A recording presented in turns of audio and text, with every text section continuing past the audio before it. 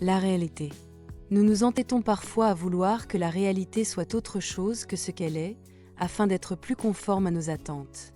Nous voulons que notre conjoint devienne plus ceci, que notre enfant soit plus cela, que notre patron soit différent, que notre mère soit une meilleure mère ou que notre père ait été plus présent.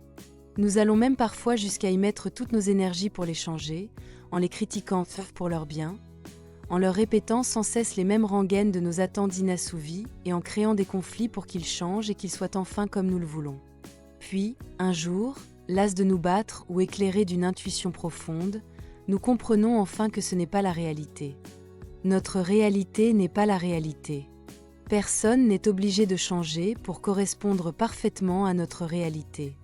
Nous faisons enfin face à ce qui est et au lieu de vouloir changer l'autre, nous changeons notre perception de l'autre et nous le voyons enfin tel qu'il est, dans tout ce qu'il est.